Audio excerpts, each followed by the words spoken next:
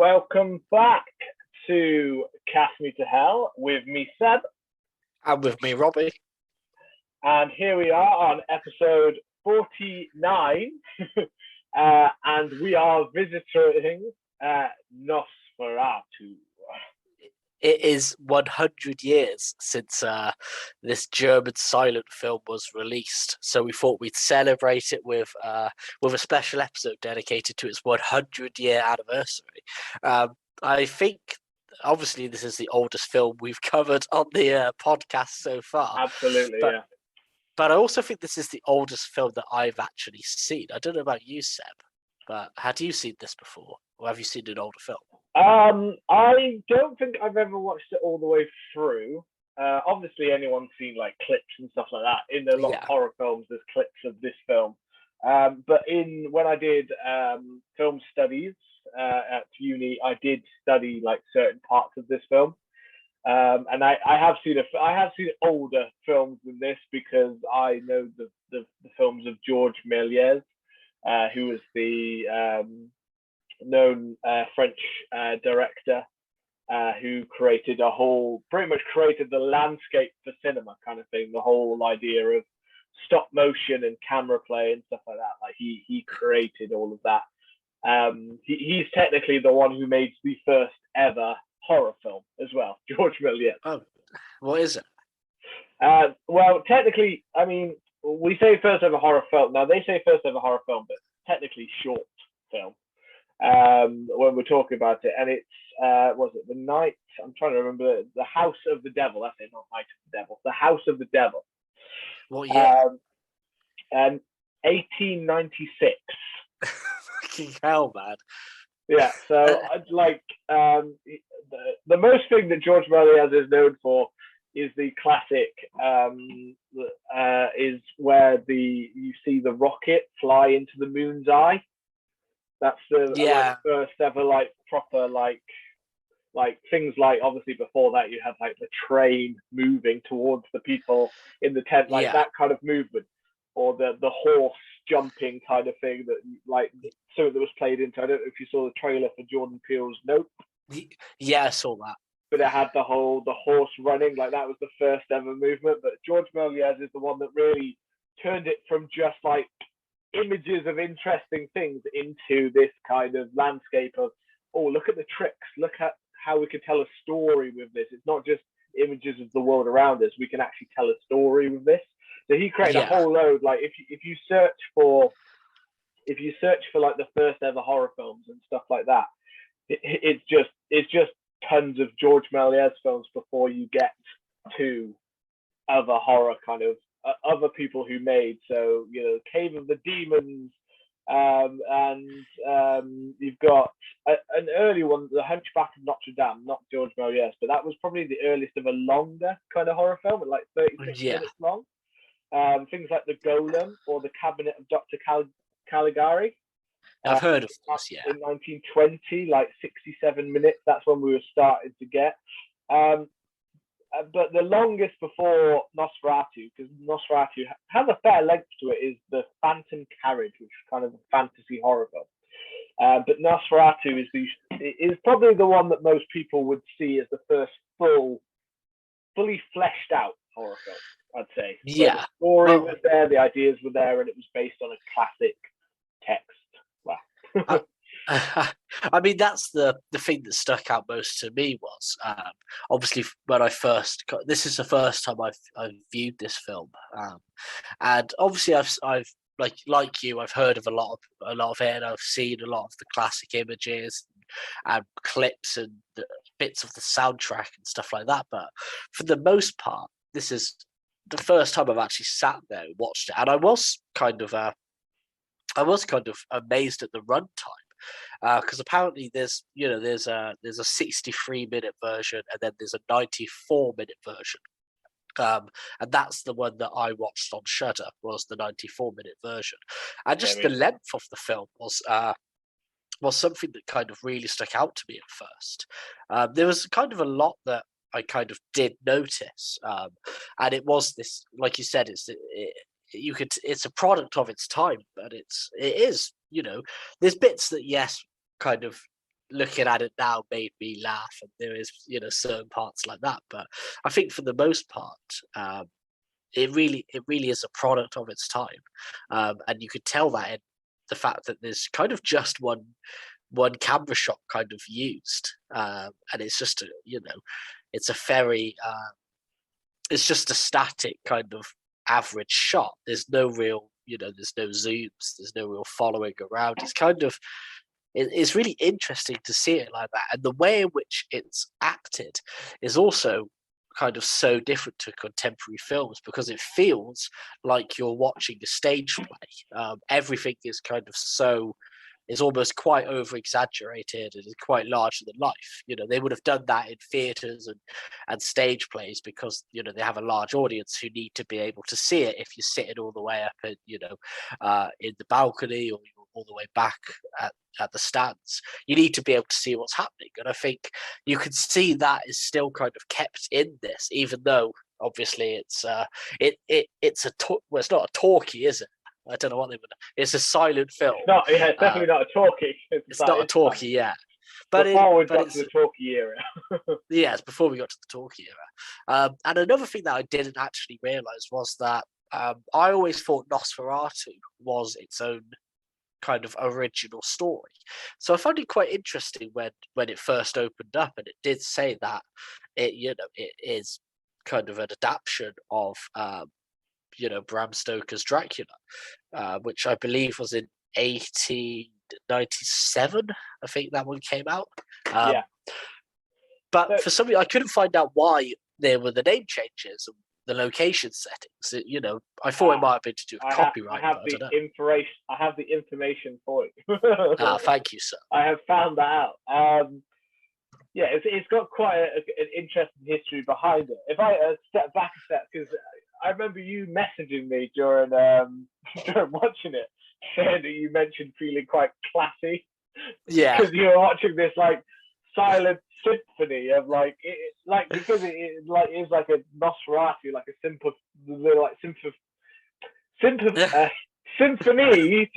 of death kind of thing. And the film does, because it's a silent film and it has the orchestra to go along with it. I mean, this is definitely a film that, although me watching it on my screen, it felt a little bit underwhelming, purely because I feel like this is the kind of film that you should be seeing on a big screen with an orchestra there playing along to you. But I feel like that would be a completely different experience. I feel like me watching it on my screen at home during the day doesn't really bring the life to this film that it probably needs. I imagine watching it with an orchestra would have been incredible. Yeah, I feel like it's the kind of one that I would like ambition to actually see on a big screen, because I feel like I couldn't really appreciate it. I couldn't draw it in. And sadly, I think for our modern day, it's a film that you literally actually have to be constantly paying attention to, whether it's the dialogue on the screen or the music or what the characters are doing. There were lots of times when I quickly was like, I just quickly need to look at my phone to do this, like someone's messaged me. I'm just quickly going to message them back, and I looked up and I was like, what did I just miss? What have I missed? So you literally need the classic cinema of like, you're in a cinema, you're watching it on a big screen, you've got the music clear, so you can clearly hear the fantastic score, and that you are just kind of drawn into it, and there's nothing with your phone or your house or something going on. I quickly need to go and do that. I need to go. It's not that kind of film. It's not a film that is adapted to our modern day lack of attention. No, definitely, I'm with you on that. But it's also, I think, because it is 1922. I think because cinema has gone on so far, I think it's very kind of clear who the good guys are and who the bad guys are. If the character that came to mind for me was Knock, who is effectively Redfield, estate agent owner. Who's effectively Redfield, and he just looks like Count Orlok. He just looks like he reminded me of, like, imagine like a evil Danny DeVito. He's kind of got that body like an egg. He's got like the wild hair, and the whole time I was just thinking, like, everybody else in this film looks relatively normal apart from this one guy who's so kind of freakish. Well, that kind of plays into the plot later, doesn't it? That they believe that Nock is this evil presence that has come around in their village. You're right. It's a really weird thing to watch from a modern day perspective. Because it's a silent film. You mentioned earlier about the way that people act and stuff like that. But it is like in silent films, they had to turn up. Everything kind of had to be turned up visually. So emotions, actors have to be more clearly emotive in the way that they act, and they have to be a bit over the top to really show the audience their feelings without speaking. Yeah. And outside of the continuous like subtitle dialogue we get throughout, given to explain the story and dialogue, this is why some people kind of struggle, I think, with these kind of classic films, because everything seems a bit what we'd probably call maybe a bit hammy, a bit overacted. And it is something that continued, like, it kind of continued in, like, classic films. So even films all the way up until, say, the 50s and 60s, some people I've heard say, I can't watch classic black and white, or I can't watch early, like, colour film, because the acting's just so kind of over the top. But that's because those actors grew up with people like Max Schreck here, kind of doing that kind of acting. That's what they thought acting truly was at that time. There was no such thing as, like, there wasn't so much of acting schools and acting academies and coaches back in the 20s. It was something that you kind of did based on theatre and play, like you said. So everything is a bit turned up to really show that emotion level. And it's very clear, like, I think, for instance, the wigs are very clear that, it's part of a costume. And like you said today, a lot of the effects and a lot of the stuff like that is mostly, amazing. It's very, if you look at some actors and actresses that do sometimes wear wigs, sometimes it can be hard to tell if it's a wig or if it's actually their hair.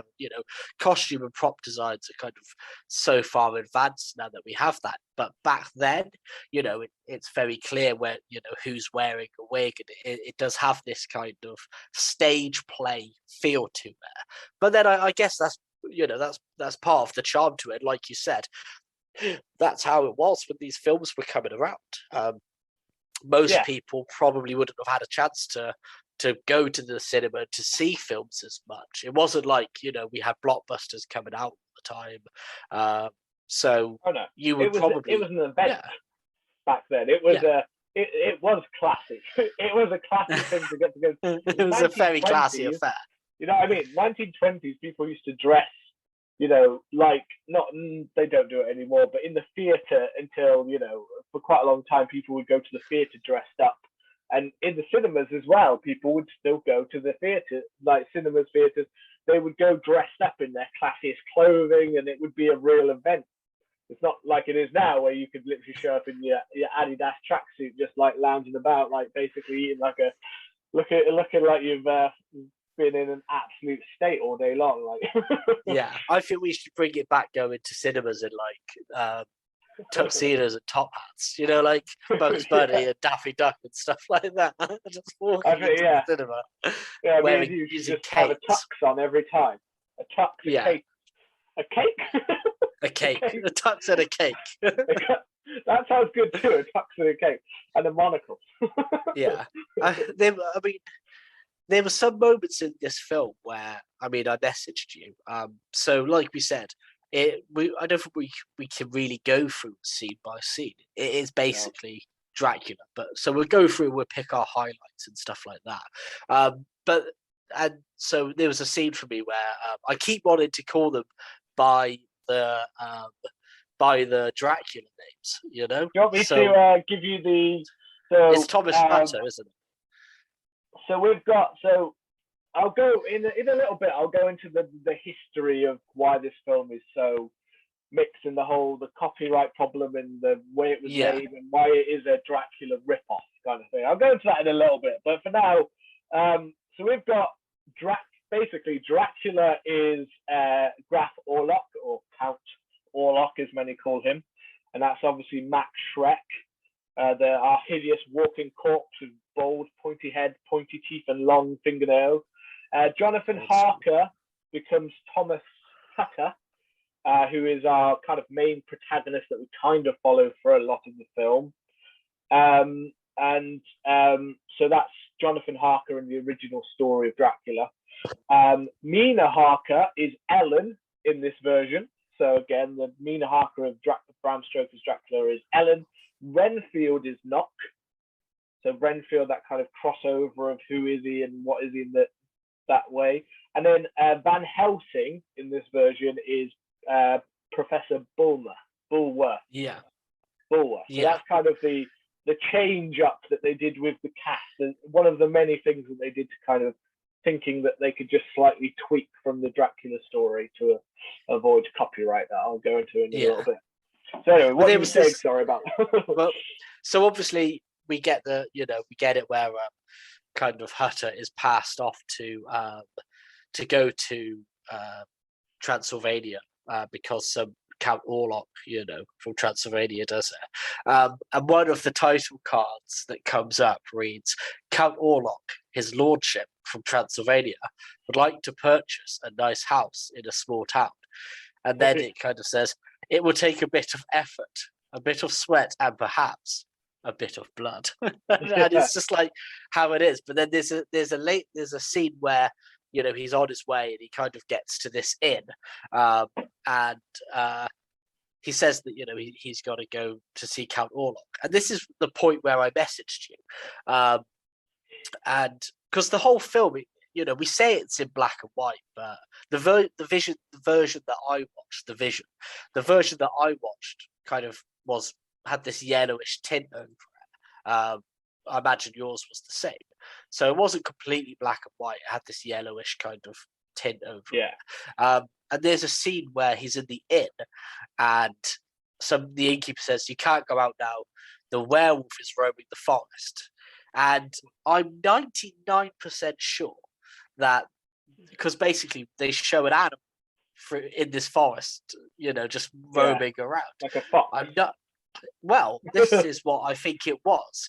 I am 99% sure that they used a Tasmanian tiger for that, which was known as a thylacine. It's kind of like it looks like a small kind of wolf, and it's got like a striped back. It's quite like a fancy-looking animal, and it actually went extinct in 1930. Which is why I messaged you. I think there's an extinct animal in this film because you just see it sniffing around in this forest, and it just stuck out to me because I was like, was that animal extinct at the time, or was that just like a random animal? But I'm sure it's a Tasmanian tiger. And interesting little tidbit. Yeah, and then there's another little bit where he's being. I think there's supposed to be these kind of gypsies that are kind of escorting him to Count Orlok's castle.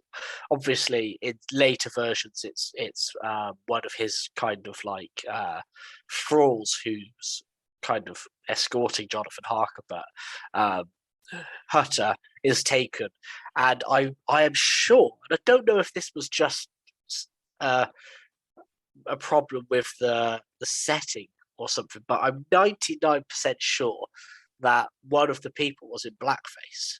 It was the guy who was on the carriage, and it felt so strange watching him because I was like, he's center stage, and I was thinking, is it just like, I don't know, this tint that is over things, or is this guy in blackface? And the whole thing came to me about kind of like, I think I know which one you're on about. Yeah, I mean, I guess at the time it was done a lot, wasn't it? At the time. I mean it was a common practice. Like, when was let's be honest, when did it stop kind of happening? Like, when was Laurence Olivier? When was he doing films? I don't think it was quite this. His like a fellow was in the 60s. That one, but even that wasn't the end of it, because that was deemed as a masterpiece of the time. And really, I always thought that was kind of the end of it. No, I don't. Well, I mean, it's 1965. it's still popped up in things since that point in history. The whole, blackface has kind of like appeared. So I don't know when it ended, but I feel like it became, I don't know, when would it have become unacceptable? That's a hard point in history to pinpoint. I don't know what you'd get if you went into Google when did blackface become unacceptable. I know. People would just go, it was never acceptable. It was never acceptable. And that's the thing. It never was acceptable. But I always thought that Laurence Olivier was doing... I always thought that film took place in like the 1940s or something. And then wasn't there a James Bond where Sean Connery is like, does Japan face? Again, that was 60s. Japanese face. That was You Only Live Twice. And he has that proper Japanese. There's definitely, after the 60s as well, there's definitely lots of examples of blackface still being like very current times. I mean, I don't know if it was something that definitely happened in this film. Or if it's just a tonal thing. Or if it's just a tonal thing. But I was but it made me think like, I'm watching a film that's 100 years old and I don't know. I think because this was such a new kind of thing to me, watching a film that is this old. I mean, I don't think I've seen many films that are probably before the 1960s, in all honesty. So seeing something that is this, and like you said, looks more like a stage play, and I didn't even expect there to be a symphony score alongside of it. When I'd heard of silent pictures, I was under the impression that it was basically mostly silent for the whole thing. So it kind of came as a surprise to me. But have you never seen, I don't know, Laurel and Hardy or, No, I don't think I've never seen Laurel and Hardy. No. Right. Yeah. There you go. So, things like It's a Wonderful Life or The Wisdom I've seen it. Not silent, but those were made in the 40s. I've seen It's a Wonderful Life. So but, I guess you mentioned about I found quite interesting was color in the film, like you mentioned about that kind of like sepia yellowish orangish tone. But obviously, it took me a second because there's a scene when you first see him when he's underneath the little tunnel. Yeah. When you first see Count Orlok or under the little tunnel there, and I remember thinking in my head like, oh wait a sec, like because it's very hard to tell day and night. Day and night, yeah, it really is. And but then I realised that they've actually done it on the film to show you day and night. It didn't click straight away. So during the day, it's like a sepia yellowish orangish kind of tone. When it went to night, it became a bluish tone. Oh yeah. So if you look on the screen, the bluish tone represented night because he says that the thing that made it realize in my head was when the character first goes up to Hutter and says, "It's midnight. All of my servants are in their chambers asleep." And then I suddenly realized, I was like, "Oh yeah, it's blue now. It's not that yellowish kind of tone. It's now gone blue." And I hadn't clocked that. Yeah, I was wondering if you would have, because it was something that occurred to me, and I was like, I don't think many people would have spotted that. I don't think it doesn't ring a bell in your head. You don't notice the different color and change, because I think in your head, even though the color's there, you're still thinking that this is like a black and white film. So I don't think you think much about the color change, but it's actually because obviously at that point in time, they didn't have the lighting. They couldn't just move lighting around and have nighttime lighting shoot. Everything needed the daylight. So everything needed it. So it's quite a clever trick to have, yellow is day and blue is night. It is. So and I don't know whether actually tell. I don't know whether that would have been something common at this time as well. But yeah, again, maybe that is something that because of the advancement where we, now we do use light and we're used to movies being set at night quite a lot. I don't know whether this would have been a common thing that they did back then. I didn't notice that at first. When that scene happened and he was like, "It's midnight, all of my servants are asleep," I was like, "What are you talking about, mate?" It's like it's like daytime. It's the same reason when he's out on the boat as well. The boat is that's when I that same noticed. tone. So when he's out on That's the what I boat, noticed. you're like, wait a second, what are you doing on the boat? It's the middle of the night. And then obviously you also get at the end, as the sunlight comes in, it's not so much yellow as more of a light orangish tone to show the dawn is coming. Yeah. And as we see him, do the old into the and he fades away. It's like an orange, like a sunset or a sunrise kind of color. So it kind of gives that. I don't know though. At the same time, I don't know if that is something that I don't know if that's the original version or if it was in full black and white. And our updated version has added those colors to show. I don't know if the original version actually showed these color tones. It could be something that they've added over time so people can tell the difference between day and night. I don't know if the original was pure black and white, just pure, as is. If not, it's a brilliant way to show, once you click onto it, obviously, it's a brilliant way to kind of show the difference when they didn't have the ability to. Yeah, I think it's really good, and I think Max Schreck is, he is incredible as Orlok. I think the way in which he looks, it's such an iconic look, and this was kind of before we had a lot more, kind of makeup, prosthetics, and stuff like that. But they made an extremely iconic look with Count Orlok.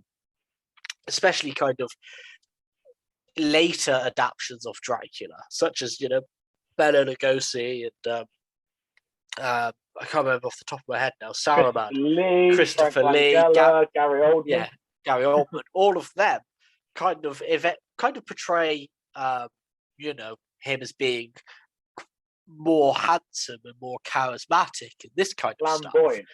Flamboyant, maybe. And whilst later on in the film, when he does, he works his vampire voodoo on Mia, or Elena, as she's known, he still kind of has this look of kind of like a monster. He's got these big ass ears. He's got a big old head. He's got those elongated arms, fingernails. I love the design of him here. To be honest, there's something about me. Although I love vampires, there's a part of me that's I don't know if your internet just cut out, but I had a little bit of a lag there. Yeah. There's a part of me that never truly loved the whole. I mean, even the Gary Oldman through to the Christopher Lee. Although I like what they kind of did with it in a way, I've never loved that version of Dracula. That kind of cape-wearing kind of version. It's not the version that I really like. It's not the version I think scary. I think this version is a scarier vision of what Dracula could be. This is someone who's dealing with almost like both long living and this like kind of like a curse almost. They're not a beautiful looking thing. They're not like Bela Lugosi as Dracula or Christopher Lee. They were in beautiful costumes. They were like beautiful looking like men. They were, you know what I mean? Like they were our sexual men. You know, they were the sexual men. That's what their versions were. You know what I mean? Not so much. Gary Oldman's play goes the line a bit differently, I guess. There's a bit of when he does both. But it's that kind of, in this version he's kind of almost more like he's more like animal than man. He's kind of like this animal hiding away, kind of like you said about the long nails and almost like claws and the teeth. But the teeth, if you notice, are more kind of like in the center of his mouth, not on the sides, not like the classic Dracula kind of teeth. It's more in the middle, which is more like I don't know, my rabbits have teeth like that. You know what I mean? It's like that kind of animal. Yeah, it's a bit more animalistic, I guess, in its kind of design and stuff like that. And even the way he kind of slinks around and moves is, it's a lot more of this kind of, I guess back then, maybe it comes from having to have things a lot more exaggerated, that we do end up with this kind of portrayal of him. Then obviously, we get the scene where Hutter cuts himself, and then he kind of says about wasting the sweet blood and stuff like that. But I think one of my kind of favorite parts, to jump ahead quite a lot, was if you're fine to jump quite a little bit far ahead, is when we do actually get to the boat. I mean, the film is a slow build. It's a slow build. It's not. I like it in one way that's how they play the story out, but it's definitely. This is why we said we couldn't quite. I don't think we could talk for it scene by scene, because not every scene has everything to say, and obviously there are some bits when there's 5 minutes of pretty much just dialogue on screen that you're kind of following along in German, and then looking at your English subtitles. But the scene where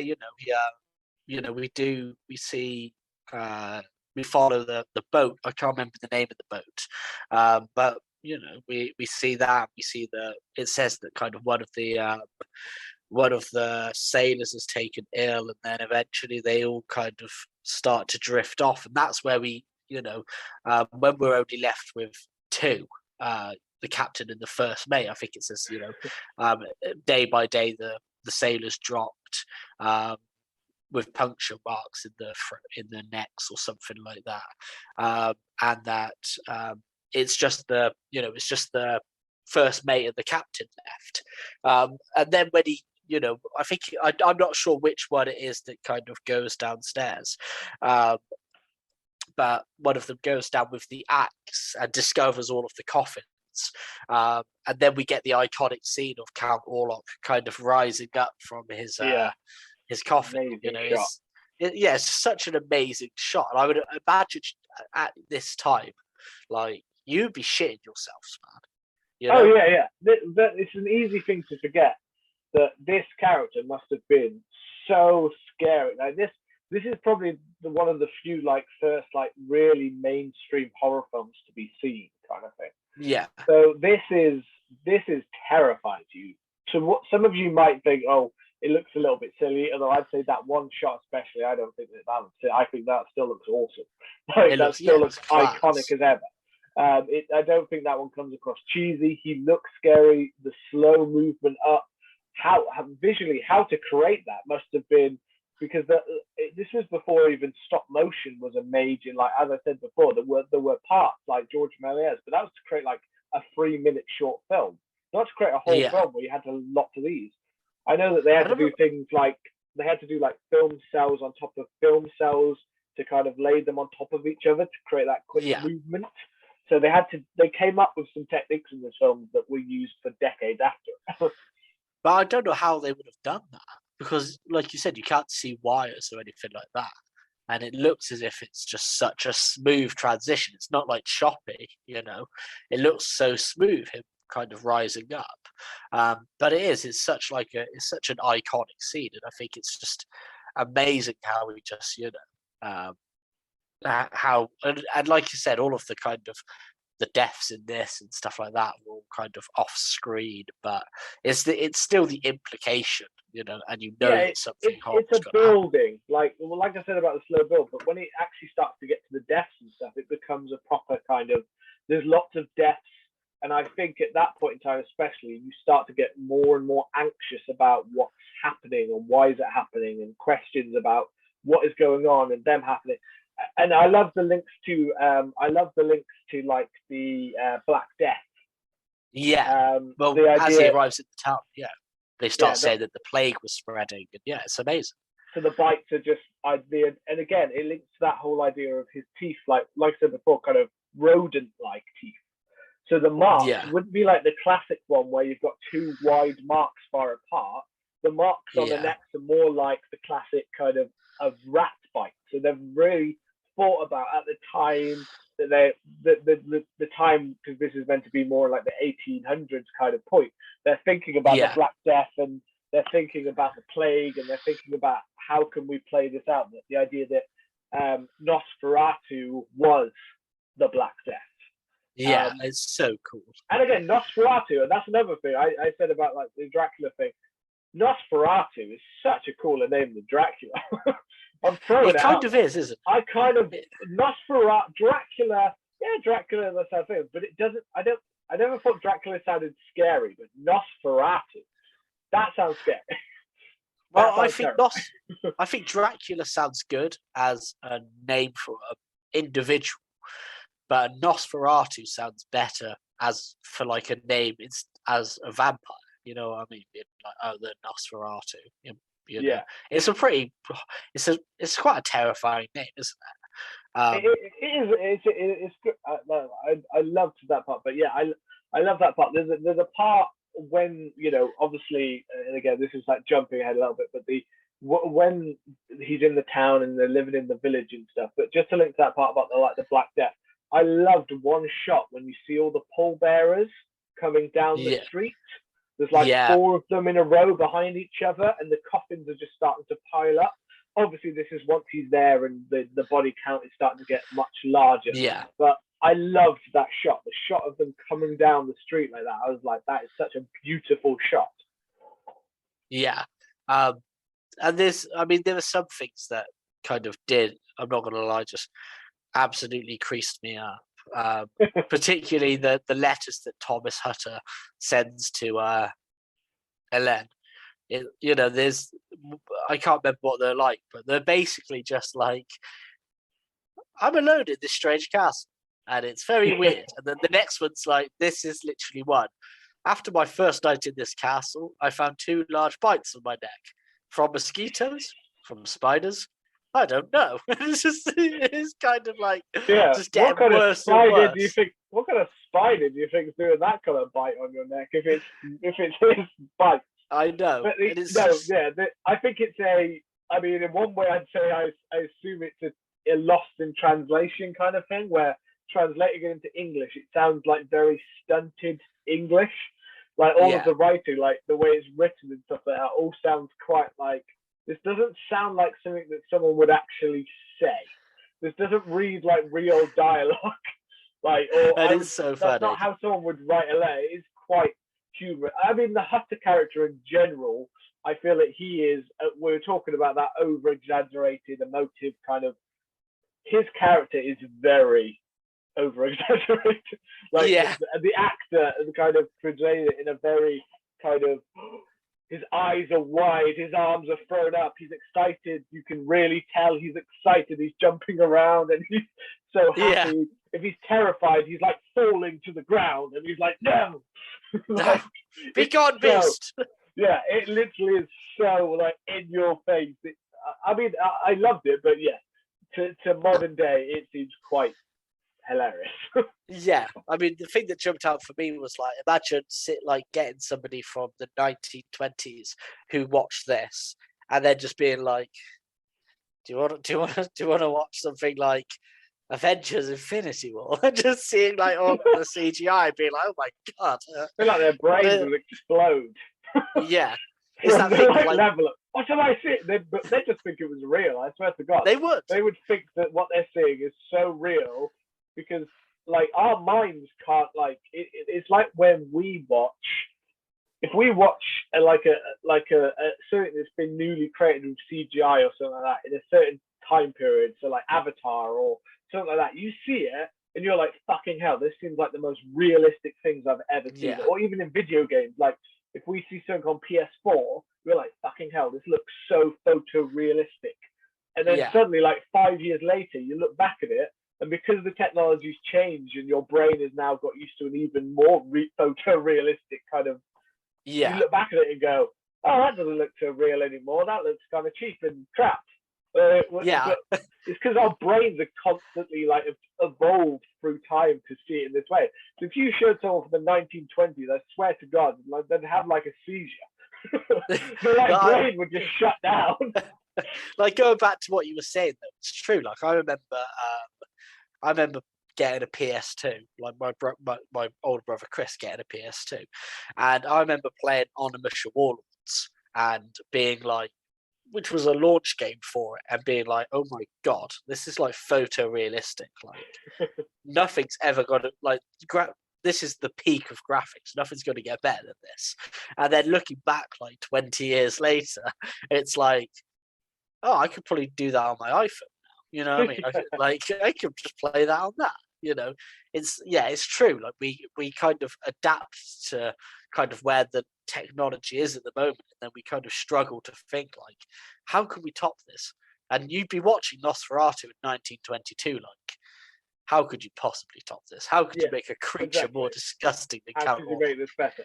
But at the same time, there's also the test of time and the fact that although not all elements work, it's amazing that a film that's 100 years old and some part of it still actually stands up as like that rising or the floating coffin or just some of the shots and camera angles and stuff like that. The fact that they still hold up 100 years later and you can look at it and still say that is actually still stands as great art is an amazing thing. You know, that his character, I think that the Nosferatu, the Count Orlok, the fact that I still kind of in a way think that that's possibly one of the best interpretations of a vampire after we've been oversaturated for years with TV shows, games, movies of vampires. And I still think that that's still visually one of the most stunning versions of a vampire. I think it's like, shit, how many... Twilight won't be able to see that in 100 years. We never know. But you know what? But I agree with you. I think it's kind of power to the film, you know, and it's power to it as kind of an art form. Because even like I said earlier in the episode, I was expecting there to not be any sound at all. But the score's beautiful, you know, and I am huge for film scores. And just the whole orchestral sound was amazing, and it was great that, you know, everybody had their own kind of theme almost, and, you know, the music changed when Orlok was coming on, and, you know, and you could sense the mood was changing, and just the way in which it's paced and the way in which the music goes along with it, the score goes along with it, was just like even 100 years on, it was just incredible. I mean, people who probably played on that score are most likely dead now, which is pretty freaky. But it's still holding up, you know? Well, this is the interesting thing, though. That's not the original score of the film. So, because as you mentioned before about silent films, that you didn't necessarily think of them as having a score and things like that. Well, when this film was first presented, it was presented on a screen with an orchestra playing it. Oh wow! It was a conductor who'd made music for it. But those people have tried to recreate it. That original score, that wasn't recorded or anything. That was just a live score to go along with it. There was no music. Yeah. Because you couldn't edit in music in the original. Oh wow! So films used to have like people playing the music that was set for it. So there's no recorded version of the original version of the song, and there are like 5 or 6 different versions. Like you can go out there and you can find, like, I believe if you get like the Blu-ray or something, there's like 4 different versions of the music that you can have. There's even one that's more like modern, like upbeat kind of up bass, like more like a kind of a stimp soundtrack. Dubstep. Yeah. Yeah. So it's really interesting, the things that were kind of lost in this kind of production. The fact that this film still kind of is here is actually also because a lot of the films of that time, people don't have copies of some of the films from that time. Like they're gone, they're lost in history. Yeah.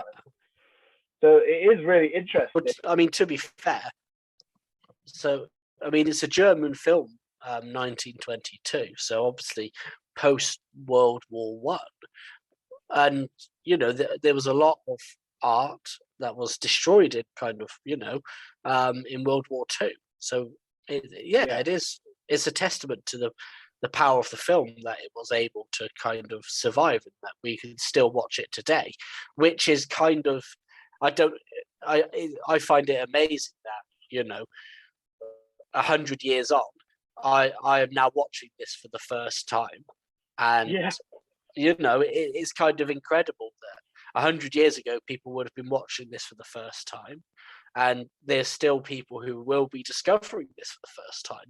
Maybe even after listening to this episode, going back and thinking, I've seen bits and I've seen clips here and there, but maybe I actually want to watch it. So it's kind of incredible that it still has legs, Well, because there were legitimate people who believed that Max Schreck was a vampire.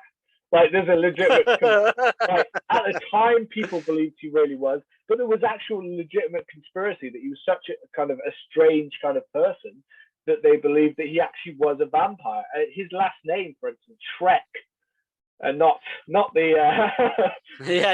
the donkey and Shrek kind of variety of Shrek, but his last name in German, Schreck, means terror. So he's Max Terror. In the translated version, he's Max Terror. So it's kind of, he was made for horror.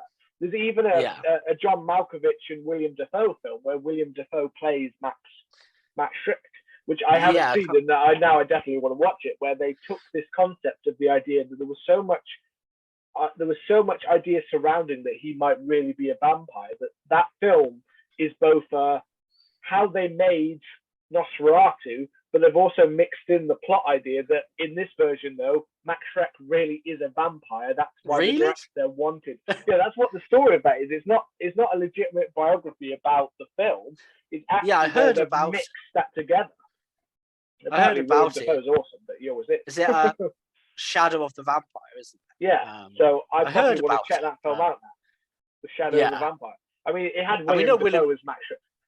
And we know William Dafoe hangs dong, so there was definitely some dong hanging in that film. Whether Max Schreck hang dong, we don't know. I'm assuming that one was lost in history, sadly. There's an uncut version where literally most of the film he hangs dong. He just hangs dong. Yeah. And so does Knock. And that's another funny bit is when they is one of the things is that in this film is the version of Van Helsing that we get in this, which is Professor Wilbur, whatever his name is. I haven't got it on hand. Let me have a look. I had it. Professor Bulwer. Yeah.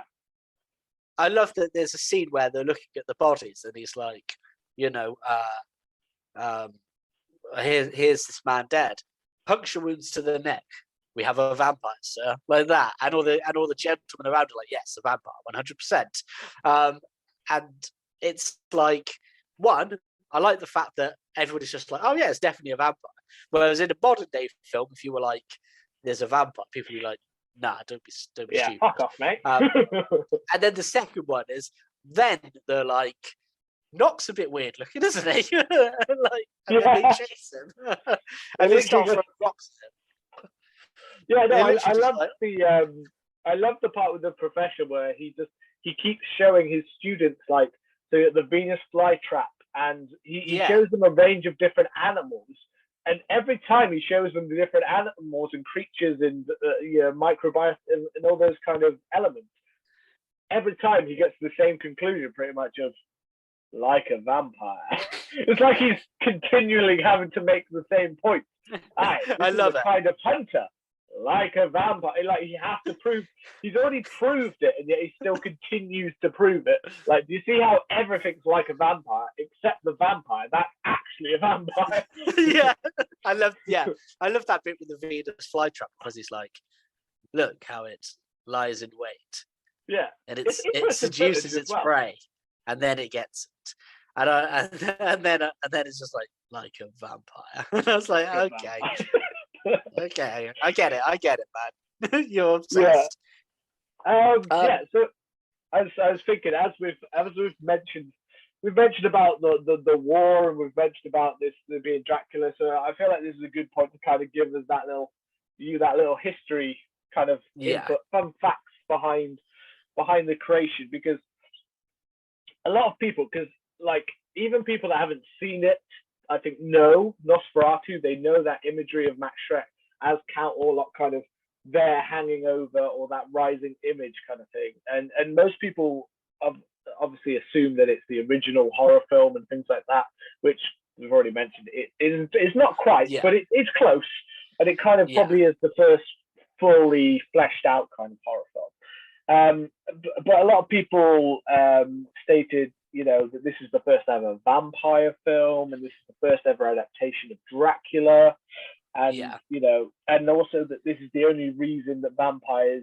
Some people, literally saw when I was looking around, people were like, their statements were so broad to be like, and this is also probably the main reason that vampires are popular and became popular in media and stuff like that, is because of this film. All of which I'd kind of say is not really true, and I'm here to tell you the truth. Yeah, spill their beans, baby. So a Dracula film actually did come before this. So there was a Dracula film called Dracula's Death, which did have permission of the Stoker family, but it didn't stick to the story. It had like Dracula. He wasn't so much like a count and a witch. He was like a musician, and it was based on like the nightmares that the female character was having about this creature coming in the night. But the film no longer exists. There's no copy left in the world of it, apart from a few stills. So although this was technically the first ever vampire film, I'm not sure there's basically no one alive who's ever seen it anymore. Yeah, I wonder what happened to it. So I believe over time it was kind of like it wasn't really picked up in the manner it would expected, and it was left on a shelf, and basically the original film just died, because it happens quite a lot. There were episodes of, say, I don't know, like a TV show like Doctor Who, where there are loads of early episodes they don't have because they left it on a shelf and it basically disintegrated. Some episodes they don't have anymore. And there are some films, like I said, from the 1920s, 30s, 40s that have been wiped out of existence because basically they were left in storage and they disintegrated over time. Film doesn't last forever. Wow. So the backstory is basically that they made this. Purnell was the film studio. So Purnell was the film studio, and they wanted to create a Dracula story, because during World War One, the owner of the company, his son, during World War One, had met a farmer while he was in France. And the farmer told him the story of how his son was a vampire. So the farmer had told him this weird, strange story, which he thought may have been inspired by reading Bram Stoker's Dracula. And he had this weird tale of how there was this strange boy in a basement who they believed to be a vampire. Now, many believe, like, based on the story and the way they described it, that he probably was just someone with a disability of some kind. But they described it as a vampire, and this made him want to make a vampire film. So when this film studio came to be, the first thing they wanted to create was they wanted to make Dracula. However, they didn't want to pay the Stoker family for Dracula. They didn't want to pay for the rights. Well, there's two ways. Some people say that they couldn't get the rights. Some people say that they didn't want to pay for the rights. More seem to say they didn't want to pay for it. So basically, they had the idea that if we don't want to pay for it, then what we can do is we can just slightly alter everything about the story, and then surely we're not infringing on copyright law. So they changed all of the characters, like we mentioned. They changed the setting. They changed the setting from England to Germany and said, yeah, that's good enough. They tweaked things like him having, the big castle and stuff like that, making it less obvious that he has certain things like that and certain traits. But they pretty much kept most of Dracula's traits the same, except for the fact that they made him more monstrous and less kind of, as I said, kind of flamboyant. So, yeah. And in response to this, Bram Stoker's wife, after Bram Stoker had passed away, now, obviously, the original film, Bram Stoker's, it wasn't actually very profitable. It didn't make Bram Stoker a wealthy man. He had obviously he'd created this, and it was hugely praised by, you know, Arthur Conan Doyle and people like that, and all spoken so highly of this novel, saying that it's terrifying and scary. But it wasn't really a case of it wasn't making a lot of money. So they, over the years, you know, certain things, but it wasn't a great success. So when Bram Stoker's wife found out that there was a film being made that was basically Dracula, but they'd received nothing for it, what she tried to do is she literally insisted, she sued them, and literally the insistence on the suit to sue them was literally to say, you didn't even try, so basically we're going to destroy every single copy of this film. Oh, wow. So she wanted them to literally destroy all evidence that this film ever existed. That was basically the idea. But luckily for Nosferatu fans, that would have only been legal in England. Okay. It didn't apply in Germany, so they didn't have to do any of that.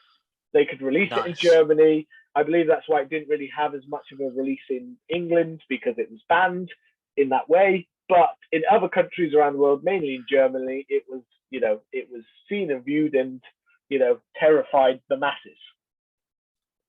So that's kind of what happened with the creation of Nosferatu. Was a strange story about a disabled boy who was called a vampire.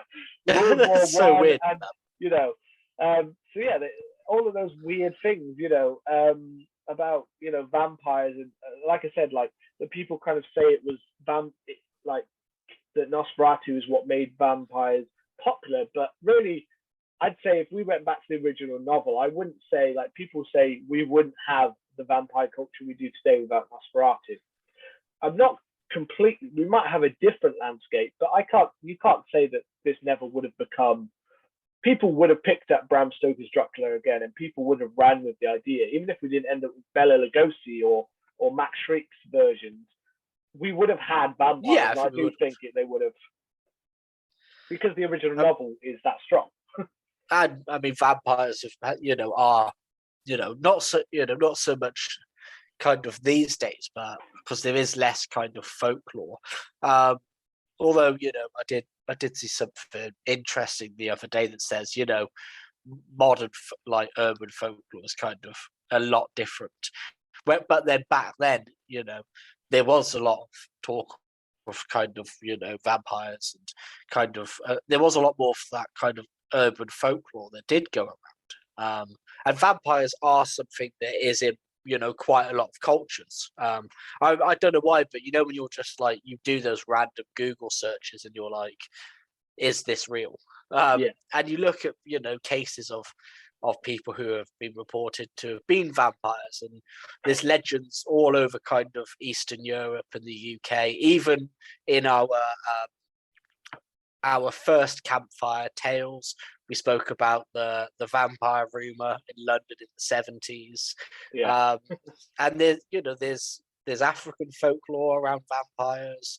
You know, the world has these kind of stories. So whilst Nosferatu is extremely popular, and I would definitely say it's influential within that. I think eventually we would have picked up on these things, you know, just because as we do.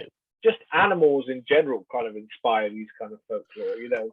There's a reason the bat became such a part of the vampire kind of culture, because of the way, you know, they have certain features about them. So this idea of a blood-sucking creature was always going to become, you know, a major part of horror in general, whether or not this film was him. But that, as we said, that doesn't mean that this film wasn't influential. And this film is also the reason that a certain known trope and known part of the character of Dracula is actually known in the mainstream now. There's a part that this film actually created that the original novel actually didn't create.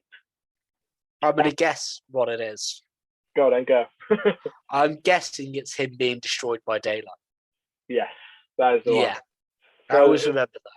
Yeah, it's interesting, because the idea that they burn up or die or disintegrate from sunlight isn't in the original novel.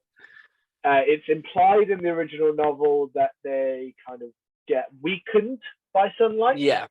but it doesn't say that they get killed or destroyed, because there are parts in the story where he is outside.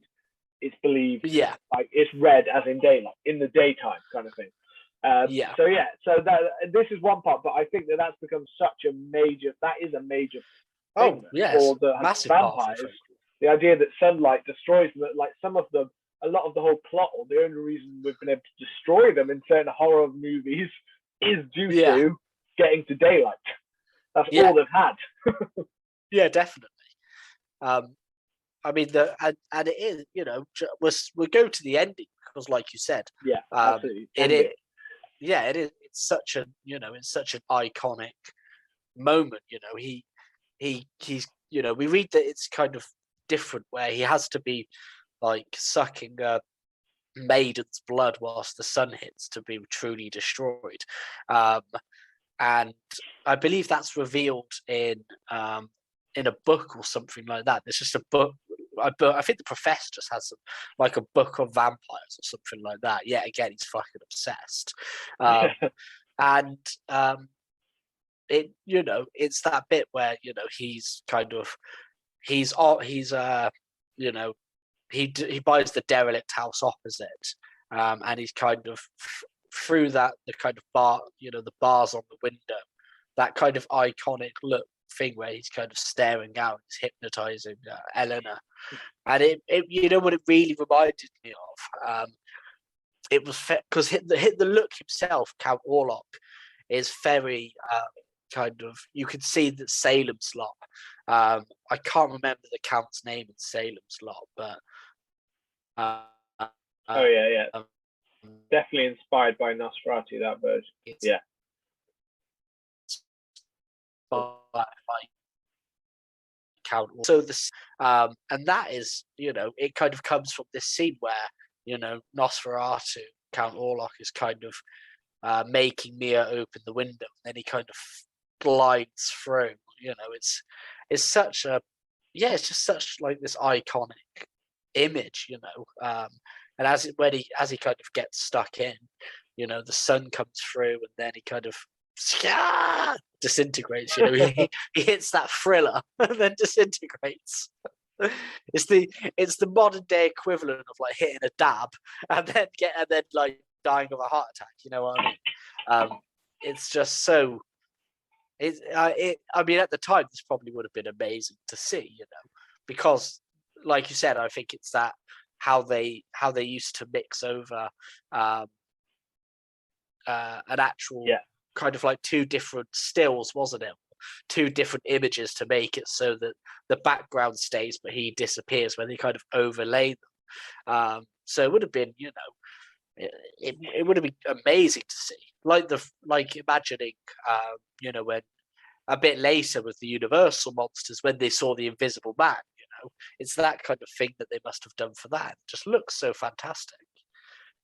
Yeah, it's an amazing fact.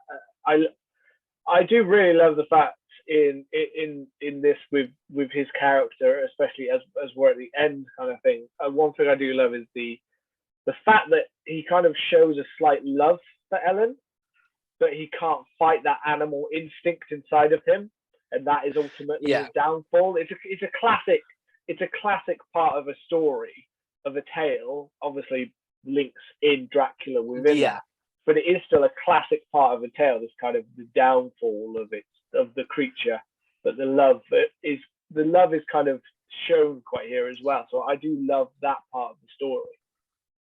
Yeah, but I mean, there was some stuff that obviously hasn't carried over from the you know, from the novel and being adapted as well as it potentially could, that is this kind, you know, a lot of the romance and underlying romance of it, but I guess that probably more comes down to the limitations of you know, not being able to have as much dialogue, and having to tell a story in a kind of a different way, potentially stripping away certain elements to focus on, you know, visual storytelling as opposed to, you know, dialogue and written lines and that kind of stuff. Yeah, absolutely. Go for a little wander for the house.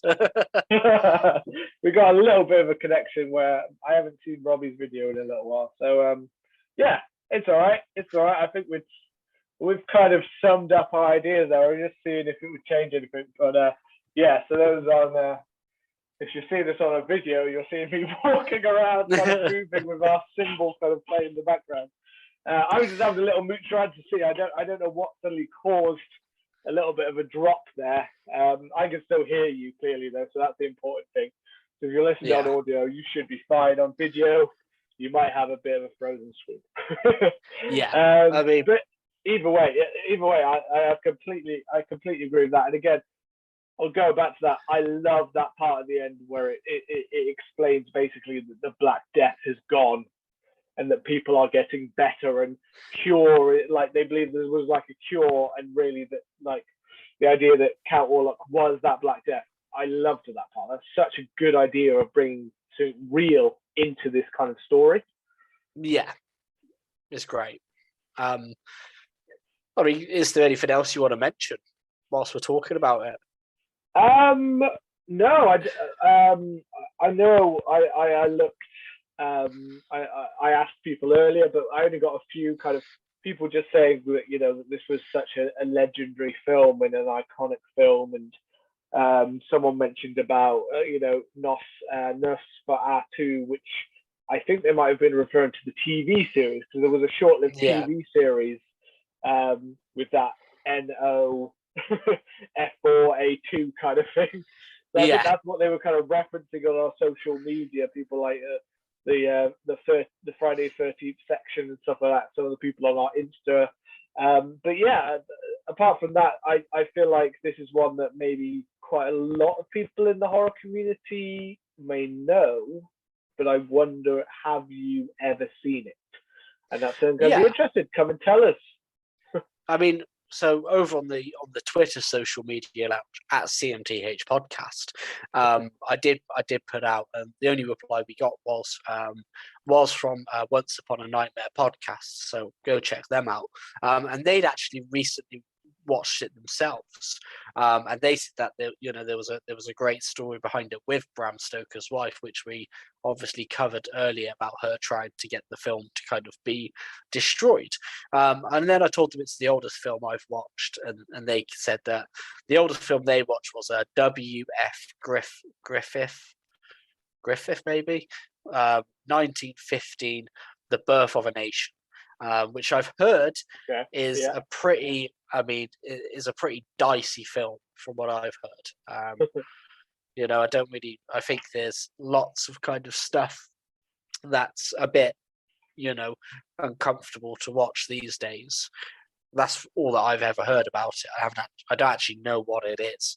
And it doesn't particularly sound like something I'm overly interested in watching, to be honest. But no. I guess, so Nosferatu had its release on, let me just find it here. So it was 100 years ago, and it was the 4th of March. Obviously, this episode is out the 7th of March, so its birthday has just been, and it's 100 years old.